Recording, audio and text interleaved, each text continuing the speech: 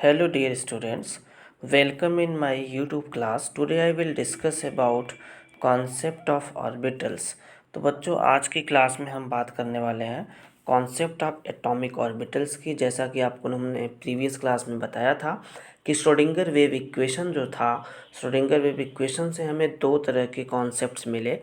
एक concept of orbitals के बारे में पता चलता है और कॉन्सेप्ट ऑफ क्वांटम नंबर्स के बारे में पता चलता है। तो आज की क्लास में हम कॉन्सेप्ट ऑफ एटॉमिक ऑर्बिटल्स की बात करेंगे और उसके बाद हम कॉन्सेप्ट ऑफ क्वांटम नंबर्स की बात करेंगे। ठीक है, तो कॉन्सेप्ट ऑफ एटॉमिक ऑर्बिटल जो है, when Schrodinger wave equation is solved for hydrogen atom the wave function associated with the electron having energy equal to -2.18 into 10⁻⁻18 joule. देखो बच्चों, जो श्रोडिंगर वेव इक्वेशन होता है, श्रोडिंगर वेव इक्वेशन के basis पे अगर हम देखें तो Schrodinger wave equation solve for hydrogen atom के लिए जब सॉल्व किया जाता है श्रोडिंगर वेव इक्वेशन, तो वहाँ पे जो वेव फंक्शन होता है वो एसोसिएटेड होता है किससे? इलेक्ट्रॉन से। ठीक है, इसके पास जो एनर्जी होती है साई की, ठीक है, वो किसके इक्वल होती है? -2.18 into 10⁻⁻18 joule, situated at the distance r from the nucleus. ठीक है, न्यूक्लियस से जो डिस्टेंस है वो कितना है? स्मॉल r है। ठीक है, इज गिवन बाई, अगर इसको इक्वेशन के थ्रू हम समझें तो हम इसको लिख सकते हैं psi equal to C1 small e minus C2 small r। ठीक है, यहाँ पे C1 और C2 लिख लेना इसको। C1 and C2 both are constant. यहाँ पे C1 and C2 both are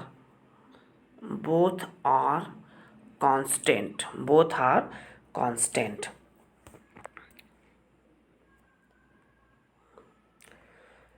next, probability picture of electrons. तो नेक्स्ट हम बात करते हैं कि जो प्रोबेबिलिटी है इलेक्ट्रॉन्स के पाए जाने की, जो प्रोबेबिलिटी है उसका पिक्चर क्या है, तो उसके बारे में हम देखते हैं।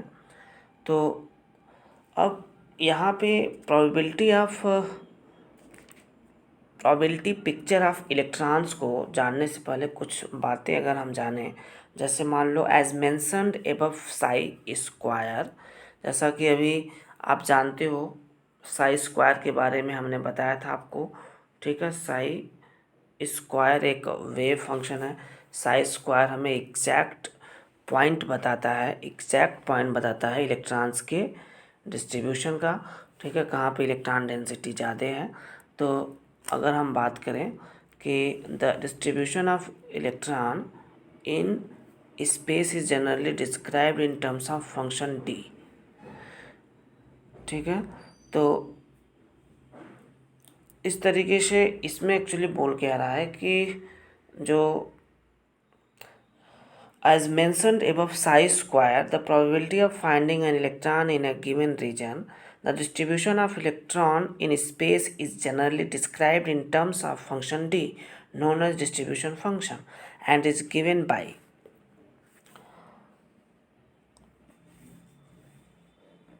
तो साई स्क्वायर हमें क्या बताता है? Probability of finding of an electron in a given region, किसी पर्टिकुलर रीजन में जो प्रोबेबिलिटी होती है इलेक्ट्रॉन्स की, उसके बारे में हमें साई स्क्वायर बताता है। And the distribution of electron in space is generally described in terms of function D. जो डिस्ट्रीब्यूशन है इलेक्ट्रॉन्स का स्पेस में, ठीक है, the distribution of electron in space is generally described in terms of function D. इसको function D से हम describe करते हैं, मतलब फंक्शन डी के टर्म में हम डिस्क्राइब करते हैं distribution of electrons in space में जो डिस्ट्रीब्यूशन है इलेक्ट्रॉन्स का न्यूक्लियस के अराउंड 3 डायमेंशनल स्पेस है, वहाँ पे जो डिस्ट्रीब्यूशन इलेक्ट्रॉन्स का, उसको हम किस टर्म से रिप्रेजेंट करते हैं? कैपिटल डी से, जिसे डिस्ट्रीब्यूशन फंक्शन कहा जाता है। ठीक है। इसको हम कैसे लिख सकते हैं, हम लिख सकते हैं capital T equal to 4 pi r square, 4 pi r square psi square. ठीक है, तो 4 pi r square psi square हम लिख सकते हैं। डी क्या है, D is the distribution function and the distribution function D can be regarded as a measure of probability of finding an electron in a spherical cell of thickness dr at various distances r from the nucleus। जो distribution function होता है can be regarded as a measure of probability of finding an electron, probability of finding of electrons, electrons के probability, electrons के पाए जाने की probability कोई क्या करता है, मेजर करता है इन अ स्फेरिकल सेल, किसी एक स्फेरिकल सेल में। ठीक है, थिकनेस ऑफ डी आर, मान लो उसका डी आर थिकनेस क्या है, डी आर है एट वेरियस डिस्टेंसेस, कुछ पर्टिकुलर डिस्टेंसेस आर पे फ्रॉम द न्यूक्लियस से। ठीक है, न्यूक्लियस से कुछ पर्टिकुलर डिस्टेंस पे, ठीक है, डिस्टेंस पे आर पे, ये क्या बताता है, इलेक्ट्रॉन्स के पाए जाने की प्रोबेबिलिटी को क्या करता है, मेजर करता है डिस्ट्रीब्यूशन फंक्शन। ठीक है, तो अगर हम दूसरी तरफ देखें कि जो प्रोबेबिलिटी डिस्ट्रीब्यूशन होता है, जो प्रोबेबिलिटी डिस्ट्रीब्यूशन कर्व है हाइड्रोजन एटम के लिए, वो आपको डायग्राम में दिखाई दे रहा है। ठीक है, तो जैसा कि आप देख रहे हो यहाँ पे स्क्रीन पे आपको एक डायग्राम दिख रहा है। तो इस डायग्राम में अगर आप देखोगे तो जो ये वाला डायग्राम है, मान लो ये डायग्राम ए हो गया और इस डायग्राम को हमने बी मान लिया। ठीक है, this is diagram A and this is diagram B.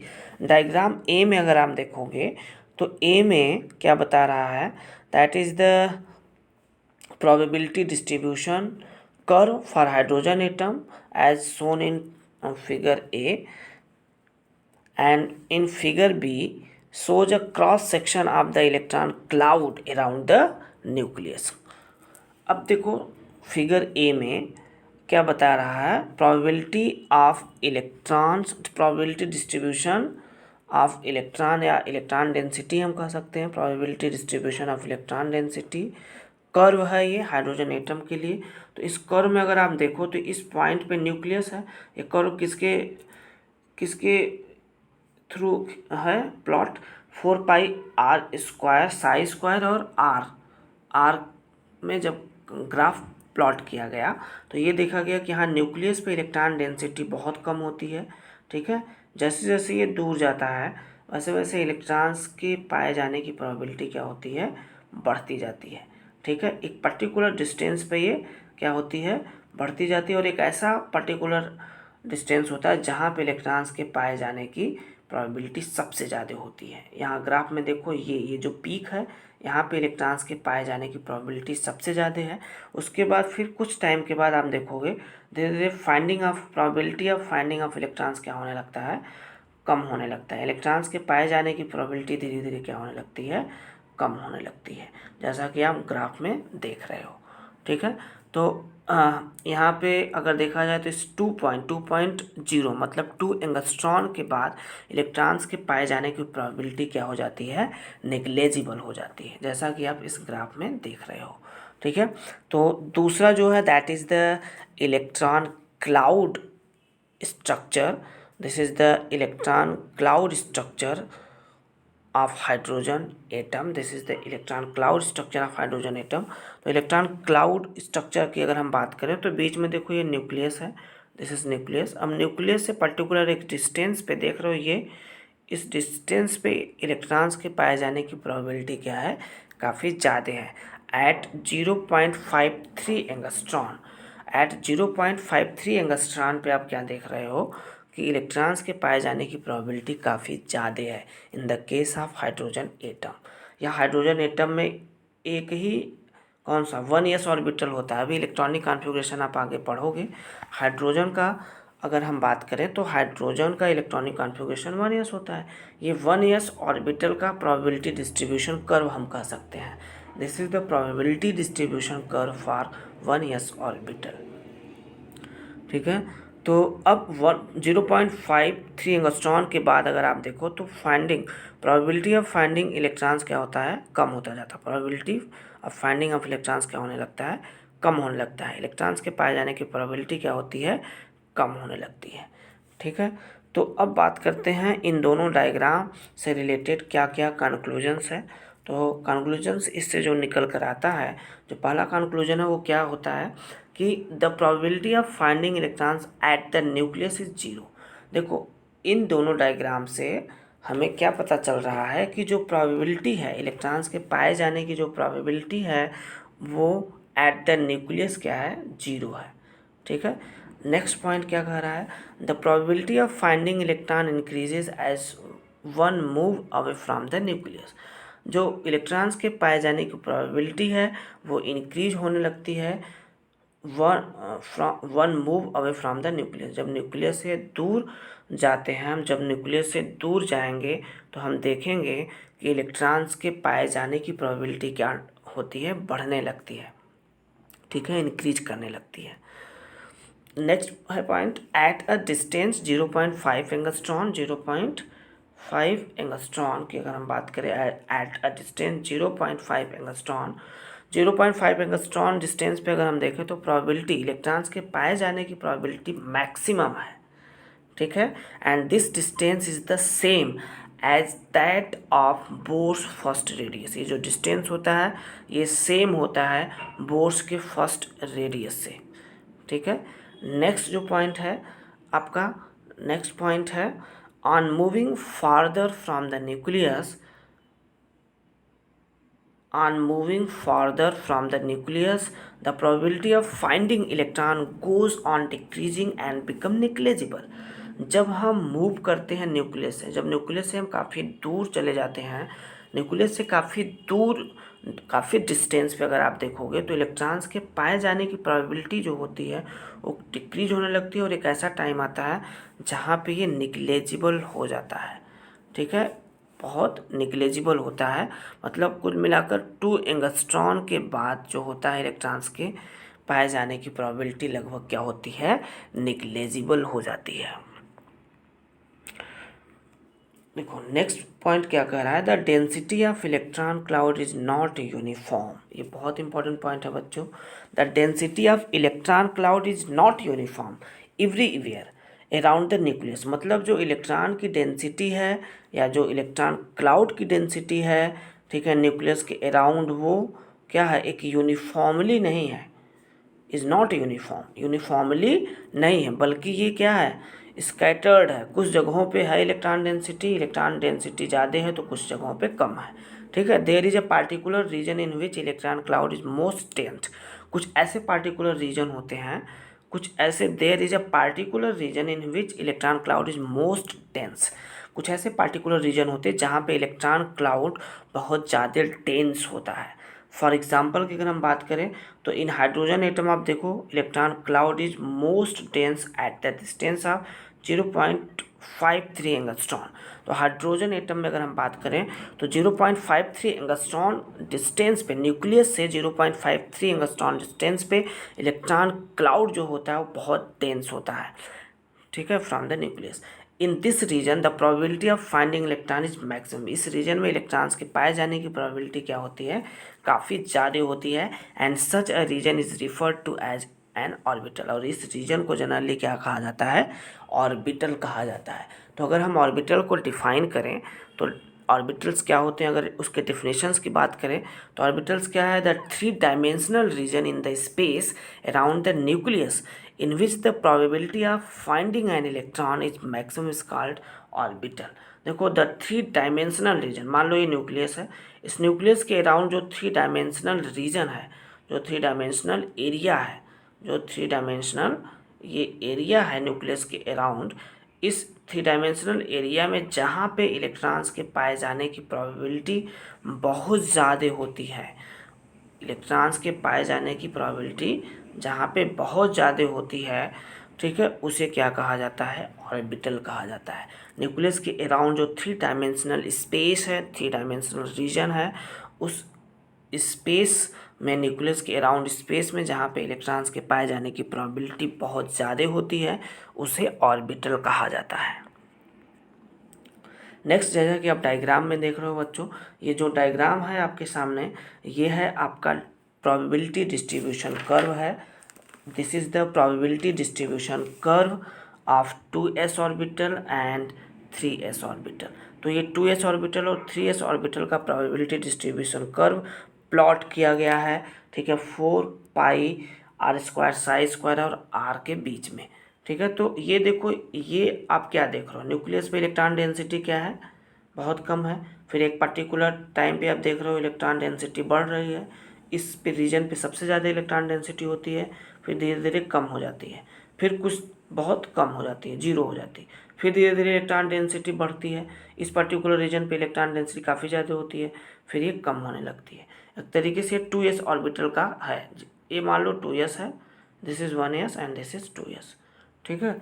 तो ये जो प्रोबेबिलिटी डिस्ट्रीब्यूशन कर्व है ये आप 2s ऑर्बिटल के लिए बनाया गया है, और ये जो प्रोबेबिलिटी डिस्ट्रीब्यूशन कर्व प्लॉट किया गया है 4πr² साई स्क्वायर और r के बीच में, this is the probability distribution curve for the 3s orbital. देखो ये छोटा है, ये बड़ा है, ये और भी बड़ा है। ऐसा क्यों?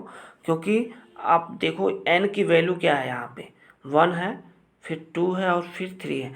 n की वैल्यू 1 है तो न्यूक्लियस के अराउंड जो पहला सेल होता है k सेल होता है, फिर l सेल होता है, फिर l सेल होता है, सॉरी k होता है, l होता है, फिर m सेल होता है। तो आप देखते हो ना, k सेल क्या होता है, छोटा होता है, उसकी साइज छोटी होती है, और l सेल की साइज और बड़ी होती है, और m सेल की साइज और भी बड़ी होती है, ठीक है। इसी वजह से यहाँ पे पहला आप जो देख रहे हो ग्राफ यहाँ पे, ठीक है, ये क्या है, छोटा है, फिर इससे बड़ा है, फिर ये और भी बड़ा है, इसलिए, ठीक है, ये इस तरीके से इंक्रीजिंग ऑर्डर में। This is the probability distribution curve for 3s orbital. अब बात करते हैं बच्चों differences between N orbit and orbital, मतलब ऑर्बिट और ऑर्बिटल में बेसिक डिफरेंसेस क्या है उसकी हम बात करेंगे। तो जो बेसिक डिफरेंस है इन दोनों में, अगर उसको हम देखें तो ऑर्बिट और ऑर्बिट में डिफरेंस क्या होता है इसकी बात कर रहे हैं हम। तो देखो ऑर्बिट में क्या बता रहा है, first point, it is a well defined circular path in which electrons were suppose to move in Bohr's model. जो ऑर्बिट होता है वो क्या होता है, एक वेल डिफाइंड सर्कुलर पाथ होता है। ये क्या होता है, ऑर्बिट क्या होता है, एक सर्कुलर पाथ होता है जिनमें इलेक्ट्रॉन्स क्या होते हैं, बोर्स ने सपोज किया था, बोर्स मॉडल में या बोर्स अपने मॉडल में सपोज किया था कि जो ऑर्बिट होता है एक वेल डिफाइंड सर्कुलर पाथ होता है जिनमें इलेक्ट्रॉन्स क्या होते हैं, मूव कर सकते हैं, इलेक्ट्रॉन्स मूव कर रहे होंगे, ठीक है। और ऑर्बिटल क्या है, it is a 3 dimensional region in which space around the nucleus in which the probability of finding an electron is maximum. देखो ऑर्बिटल क्या होता है, ऑर्बिटल में हमने क्या बताया कि न्यूक्लियस के अराउंड जो 3 डायमेंशनल रीजन है जहाँ पे इलेक्ट्रॉन्स के पाए जाने की प्रोबेबिलिटी बहुत ज़्यादा होती है, उस रीजन को क्या कहा जाता है, ऑर्बिटल कहा जाता है। And this is in accordance to quantum mechanical model of atom. ये किसके अकॉर्डिंग बात की गई थी, according to quantum mechanical model of atom में, ठीक है। सेकेंड पॉइंट देखो बच्चों क्या कह रहा है, an orbit can accommodate maximum of 2n² electrons where n is represents the number of orbit. देखो एक ऑर्बिट जो होता है मैक्सिमम जो इलेक्ट्रॉन एकोमोडेट करता है वो कितना करता है, 2n²। जैसे एग्जाम्पल के तौर पर अगर बात करें तो k, l, m, n ये सब क्या है, ऑर्बिट्स हैं, ठीक है। जैसे k ऑर्बिट में n की वैल्यू 1 होती है, ठीक है, तो 2n² के अकॉर्डिंग अगर हम बात करें n की वैल्यू 1 रखें तो आपको कितना मिलेगा, 2 इलेक्ट्रॉन मिलेगा। मतलब k ऑर्बिट में कितने इलेक्ट्रॉन होंगे, 2 होंगे। l के लिए n की वैल्यू 2 होती है, सेल नंबर इसके लिए 2 होता है, तो 2n² में n की वैल्यू आप 2 रखोगे तो l में कितना होगा मैक्सिमम इलेक्ट्रॉन, 8 होगा, ठीक है। m में 18 होगा, n में 32 होगा। तो सेकंड पॉइंट में क्या कहा जा रहा है कि जो ऑर्बिट्स होते हैं वो मैक्सिमम इलेक्ट्रॉन्स कितना एकोमोडेट करते हैं, 2n² इलेक्ट्रॉन्स क्या करते हैं, एकोमोडेट करते हैं इन अ पार्टिकुलर ऑर्बिट। लेकिन देखो दूसरी तरफ ऑर्बिटल में क्या कह रहा है, it can accommodate maximum electrons of 2 electrons only. मतलब जो ऑर्बिटल्स होते हैं उन ऑर्बिटल्स में मैक्सिमम 2 ही इलेक्ट्रॉन ये एकोमोडेट करता है। मतलब कोई भी ऑर्बिटल हो, किसी भी तरह का ऑर्बिटल हो, उसमें मैक्सिमम 2 ही इलेक्ट्रॉन्स क्या होंगे, मौजूद होंगे, ठीक है। जबकि ऑर्बिट में k में 2 होगा, l में 8 होगा, m में 18 होगा, ठीक है। ऐसे according to rules 2n² electrons fill होते हैं ऑर्बिट में। लेकिन ऑर्बिटल में केवल और केवल एक ऑर्बिटल में 2 ही इलेक्ट्रॉन्स होते हैं, ठीक है। एक क्लॉकवाइज डायरेक्शन में होता है और एक एंटी क्लॉकवाइज डायरेक्शन में होता है। देखो बच्चों, third point, the revolution of an electron in an orbit is against the Heisenberg uncertainty principle. जो इलेक्ट्रॉन्स का रिवॉल्यूशन है ऑर्बिट में, वो किसके अगेंस्ट होता है? हाइजेनबर्ग अनसर्टेनिटी प्रिंसिपल के। ठीक है। और ऑर्बिटल में concept of orbital is in accordance to the uncertainty principle. जो कॉन्सेप्ट ऑफ ऑर्बिटल है ये किसके अकॉर्डेंस में था? अनसर्टेनिटी प्रिंसिपल के अकॉर्डेंस में था ऑर्बिटल का कॉन्सेप्ट। लेकिन जो electron revolution of an electron in orbital in orbit, ये अगेंस्ट था हाइजेनबर्ग अनसर्टेनिटी प्रिंसिपल के। ठीक है। नेक्स्ट देखो बच्चों, जो नेक्स्ट डिफरेंसेस हो, जो ऑर्बिट होते हैं, ऑर्बिट्स आर नॉन डायरेक्शनल।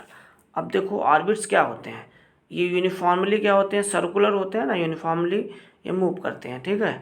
मतलब ऑर्बिट्स क्या होते हैं, इनका कोई डायरेक्शन नहीं है, ये सर्कुलर वे में क्या होते हैं? मूव करते रहते हैं। ठीक है। इसलिए ये नॉन डायरेक्शनल होते हैं। जबकि एक्सेप्ट एस ऑर्बिटल, ऑर्बिटल की अगर हम बात करें, ये ऑर्बिट था, ऑर्बिटल की अगर बात करो तो एस ऑर्बिटल स्फेरिकल होता है। अभी शेप ऑफ ऑर्बिटल्स मैं जब बताऊंगा तो वहाँ पे क्लियर हो जाएगा। तो देखो शेप ऑर्बिटल्स की बात करें तो एस ऑर्बिटल का जो शेप होता है वो स्फेरिकल होता है। लेकिन बाकी के जो ऑर्बिटल्स होते हैं, जैसे पी ऑर्बिटल डम्बल होता है, डी ऑर्बिटल क्या होता है आपका? डबल डम्बल होता है। मतलब जो एस ऑर्बिटल को छोड़ दिया जाए तो other orbitals are directional in nature. जो अदर ऑर्बिटल्स होते हैं उनका कुछ ना कुछ क्या होता है? डायरेक्शन होता है। ठीक है। नेक्स्ट है ऑर्बिटल, ऑर्बिट्स आर सर्कुलर। जो ऑर्बिट्स होते हैं वो क्या होते हैं? सर्कुलर होते हैं। ऑर्बिट्स क्या होते हैं? सर्कुलर होते हैं इस तरीके से। एंड द प्रोबेबिलिटी, और ऑर्बिटल क्या होते हैं? The probability distribution of charge cloud in different orbits is different. Different different orbits में, डिफरेंट डिफरेंट ऑर्बिटल्स में इलेक्ट्रॉन क्लाउड जो होता है वो क्या होता है? डिफरेंट होता है। जो probability distribution of charge cloud होता है, इलेक्ट्रॉन चार्ज क्लाउड का जो डिस्ट्रीब्यूशन होता है, ठीक है, वो उसकी प्रोबेबिलिटी जो होती है वो डिफरेंट ऑर्बिटल्स में डिफरेंट डिफरेंट होता है। This gives them different shape, और इसी वजह से इसके शेप भी क्या होते हैं? डिफरेंट होते हैं। ऑर्बिटल्स के जो शेप होते हैं वो क्या होते हैं? डिफरेंट होते हैं। ऑर्बिट्स क्या होता है? हमेशा ऑलवेज क्या होता है? सर्कुलर होता है। ठीक है बच्चों, तो ये था differences between orbit and orbitals. तो आज की क्लास में इतना ही बच्चों। Okay, thank you, have a good day.